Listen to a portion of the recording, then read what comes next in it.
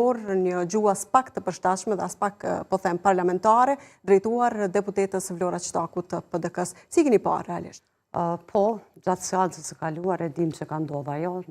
Në fjalimin e parë, zotri Geci flet për atë rast për gjykimin që është duke ndodhur në Hag.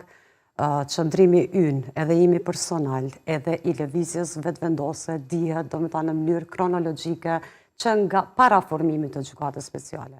Ne kemi pas qëndrime publike, kemi qenë kundër asaj gjykate, qëndrojmë asaj që lufta e ushtrisë çlirimtare të Kosovës ka qenë e pastër, luftë mbrojtëse, prandaj edhe ju me siguri e keni pa që me njëherë gjatë fjalimit, gjatë fjalës zotrit Geci, krye parlamentarja ndërhyn dhe i ndërpret fjalën. Ai përsëri vazhdon deri në fund, mirë po reagimi ka qenë i menjëhershëm edhe nga ana e kryetares së kuvendit, zonjës Haxhiu, edhe pastaj fjalën e ka marrë edhe kryetaria, shefja e grupit parlamentar. A beson se është dashur të mbetet ndoshta vetëm me një vrejtje, sepse rregulloria e kuvendit përcakton edhe masa të tjera për deputetët që nuk respektojnë qoftë gjuhën parlamentare apo edhe thyen rregulla të tjera. Megjithatë, a beson se Geci kaloi lehtë me këtë deklaratë kaq të, po themi të ashpër dhe po e quaj skandaloze me atë që bëri për ish-presidentin thaqi? Unë mendoj që kuvendi ka rregullorën e vet dhe mendoj që do të trajtohet.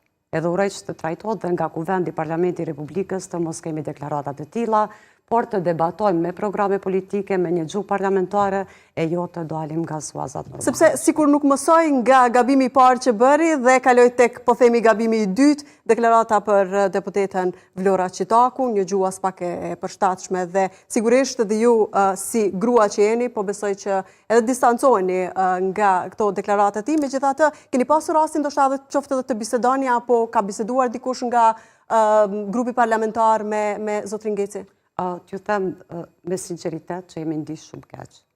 Një deklaratë, i drejtohet një gruaje deputete, jo vetëm asaj, po cilës do parti politike, cilës do grua që mirret me politik, ose në të gjitha sferat e jetës, kjo gjuhë është e papranueshme për neve si gra të vetëvendosjes. Edhe nëse më pyetni, si qytetare, si profesoresh, e dënoj një gjuhë të tillë ndaj grave dhe vajzave. Apo normalizohet deri diku gjuha e tillë ndërmjet deputetëve? Sepse nuk është fatkeqësisht nuk është rasti i parë. Kemi pasur edhe raste të tjera më herët, drejtuar edhe deputetës Adriana Matoshi dhe të tjerave, dhe realisht apo normalizohet një gjuhë e tillë mes deputetëve? Të gjithë do të bëjmë përpjekje si shoqëri edhe si institucione që të mos normalizohet kjo gjuhë. Që të shkojmë përpara, të zhvillojmë shtetin e të i ndalojmë këto gjëra të cilat ndodhin. E sidomos të bëjmë përpjekje edhe sot që të ndalohen në Parlamentin e Republikës Kosovës. Sot e patëm deklarimin e parë jashtë rendit të ditës, para se të filloj seanca, kryetarja e kuvendit doli me një deklarim për të dy temat dhe e vendosi që në kuvendin e Kosovës nuk do të tolerohet një gjuhë e këtillë.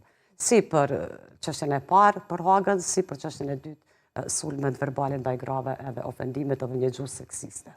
Uroj shumë që shpresoj që të jetë e fundit, është vërtet siç e thatë edhe ju që ka pas shumë raste të tilla, edhe në gjatë mandatit të kaluar, i cili ka qenë mandati imi i parë dhe kam qenë e befasuar për keq, për